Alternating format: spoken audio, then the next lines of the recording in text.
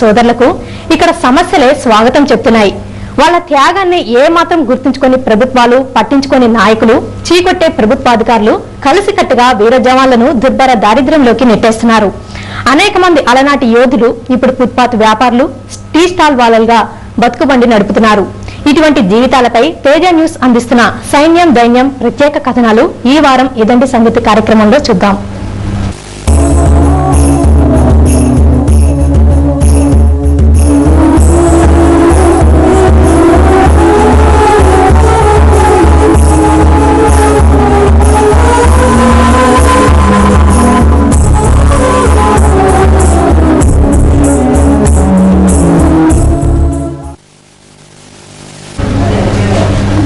శత్రువుల విమానాలను పసిగట్టడంలో ఆయన ఓ నేర్పరి.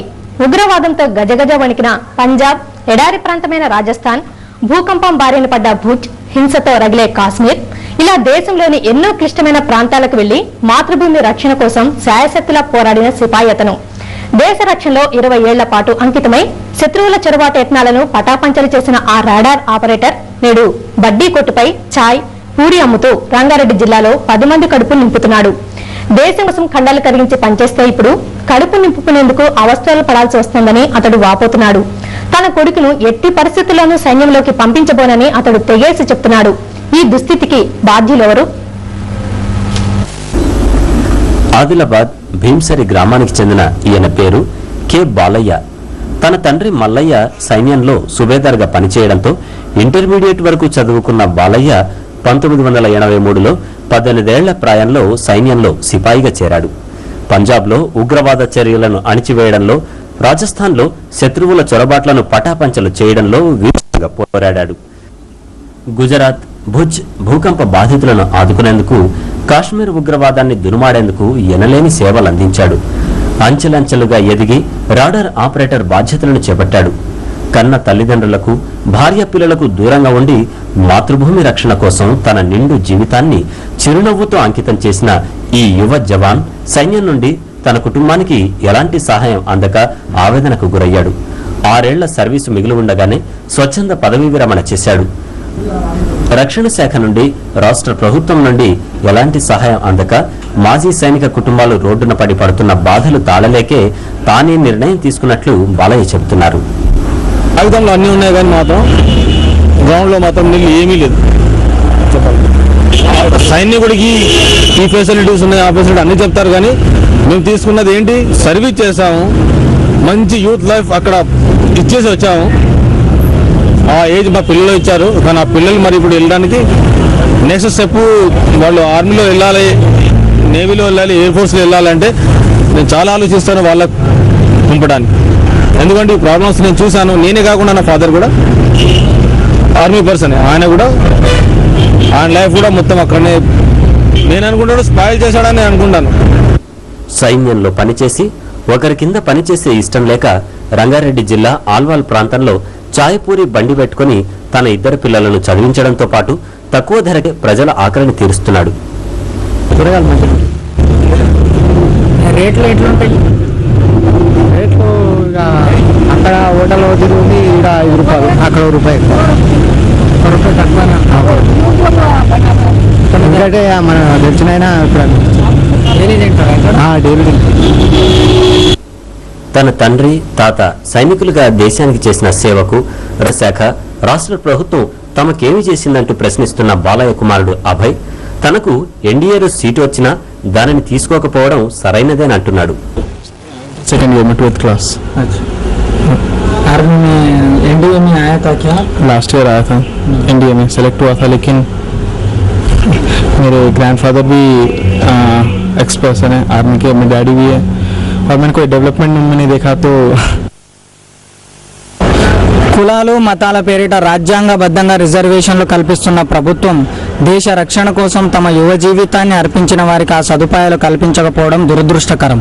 ఇప్పటికైనా ప్రభుత్వాది నేతలు, రక్షణ శాఖ సంక్షేమం కోసం చర్యలు చేపట్టకపోతే సైనికులం అవ్వాలనే ఉద్దేశాన్ని యువత త్యజించే ప్రమాదం ఉంది. కెమెరామెన్ ఫణితో యానాద్ రెడ్డి, తేజ న్యూస్, హైదరాబాద్. అమృతం తాగిన వాళ్ళు దేవతలు, దేవుళ్ళు, అది కన్నబిడ్డలకు పంచేవాళ్లు, అమ్మా నాన్నలని వర్ణించాడు ఓ సినీ కవి. కన్న బిడ్డలను కడుపులో పెట్టుకుని చూసుకునే అమ్మ అస్వస్థతకు గురై చికిత్సకు డబ్బులు లేక మృతి చెందగా రక్షణగా ఉండాల్సిన తండ్రి గుండెపోటుతో మరణించడంతో ఓ సైనిక కుటుంబం తోడు నీడ లేనిదైంది. సైన్యంలో నాయక్గా పనిచేసి ఇటీవల గుండెపోటుతో మరణించిన శ్రీధర్ పిల్లలకు వారి అమ్మమ్మే ఏకైక దిక్కింది. ప్రభుత్వం నుండి సైనిక డైరెక్టరేట్ నుంచి ఎలాంటి సదుపాయాలు అందకపోవడంతో ఓ సైనికుడి కుటుంబం ఇరుగు పొరుగు ఇళ్లలో పాచి పనులు చేసుకుంటూ బతుకు జీవనం సాగిస్తోంది. ఆదుకోవాలని అధికారులకు మొరపెట్టుకున్నప్పటికీ వాళ్లకు ఈ ఆక్రందనలు ఏమాత్రం వినపడడం లేదు. బతుకు తెరువు కోసం సాగిస్తున్న పోరాటం అలనాటి సదరు సైనికుడు శత్రు దేశంపై సాగించిన పోరుతో సరితూగుతుంది. ఈ సమీకరణాల విలువకు ఖరీదు కట్టే షరాబు లేనే లేడన్నది వాస్తవం. సైన్యంలో నాయక్గా పనిచేసిన తమిళనాడుకు చెందిన శ్రీధరన్ రంగారెడ్డి జిల్లా యాప్రాల్లో నివాసముంటున్నాడు. అకస్మాత్తుగా ఆయన భార్య ఆండాలు తీవ్ర అస్వస్థతకు గురవడంతో చికిత్స కోసం అవసరమైన డబ్బు కోసం ఆయన జిల్లా సైనిక బోర్డును ఆశ్రయించాడు. తగిన సహాయం అందకపోవడంతో శ్రీధరన్ భార్య ఆండాలు చికిత్స కరువై 2003లో మృతి చెందింది. దీంతో భార్య చనిపోయిన దుఃఖంలో శ్రీధరన్ కూడా మంచాన పడి ఇటీవలే గుండెపోటుతో మరణించడంతో ఆయన కుటుంబం తోడు లేనిదైంది. నాయక్ శ్రీధరన్ కు 2 కుమార్తెలు, 1 కొడుకు. తల్లిదండ్రులను కోల్పోయిన వారికి వృద్ధురాలైన వారి అమ్మమ్మ బాసటగా నిలిచింది. ఇల్లు గడిచే మార్గం లేకపోవడంతో శ్రీధరన్ 2 కుమార్తెలు రీతు, రంజిత యాప్రాల్ ప్రాంతంలోని ఇళ్లలో పాచి పనులు చేసుకుని జీవనం సాగిస్తుండడం అక్కడి వారందరినీ కలిచివేస్తోంది. ఎలాంటి కష్టాలకైనా ఓర్చుకుని తమ తమ్ముడిని ఆర్మీ ఆఫీసర్గా చేయడమే తమ ధ్యేయమంటున్నారు ఆ అక్క చెల్లెళ్లు. మిలిటరీలోకి వెళ్ళి రిటైర్ అయ్యిండు. పని ఏం లేదు. పని లేకుంటే ఇట్లా మా అమ్మకు దగ్గర వచ్చింది. చూస్తే మందుకు ఏం పైసలు లేదు. నాకు ఇట్లా కూలి ఇది చేస్తానో నాకు తినది. ఇన్ని రోజులు అట్లా అట్లా చేసుకొని మా అమ్మ చనిపోయి మా నాయన చూసుకొని మా నాయన చనిపోయిండు. చనిపోతే హార్ట్ అటాక్ వచ్చి ఇట్లా అయింది. నేను మాకు ఎవరు చూసుకోలే అడిగి నేను మాకు చెప్పిండు చేస్తామని చెప్పిండు. మాకు ఇద్దరికి పెంచిన దొరకకపోయినా పర్వాలేదు, మా తమ్మునికి ఒక ఆయన దొరకాలని. మాజీ సైనిక కుటుంబాలు రోడ్డున పడుతున్నా జిల్లా సైనిక బోర్డు పట్టించుకోకపోవడంపై స్థానికులు ఆగ్రహం వ్యక్తం చేస్తున్నారు. అని నాకు చాలా సిగ్గు చెట్టుకున్నది. గవర్నమెంట్ ఏం చేస్తుందో, ఈ సోషల్ జిల్లా సైనిక బోర్డు ఏం చేస్తుందో నాకు అర్థమైతలేదు. ప్రజల దగ్గర నుంచి జెండా లెక్కల ఎన్నో కోట్ల పైసలు ఖర్చులు కలెక్ట్ చేస్తారు, కానీ ఎక్కడ ఖర్చు పెడుతున్నారు. చూడండి, ఇటువంటి ఫ్యామిలీని ఆదుకోవాలని చెప్పేసి నేను గవర్నమెంట్ ని కోరుతున్నాను. ఆడుతూ పాడుతూ చదువు తరుణంలో కోల్పోయి శ్రమిస్తున్న పిల్లలకు చివరికి వృద్ధురాలైన వారి అమ్మమ్మే తోడు నీడగా మారింది. సమాజ సేవ కోసం కృషి చేస్తూ మృతి చెందిన మాజీ సైనికుడు శ్రీధరన్ కుటుంబానికి దారి చూపించాల్సిన కర్తవ్యం కేవలం ప్రభుత్వానిదే కాదు, స్వచ్ఛంద సంస్థలది, ప్రజలది కూడా. కెమెరామెన్ రాజుతో యానాద్ రెడ్డి, తేజ న్యూస్, యాప్రాల్, హైదరాబాద్.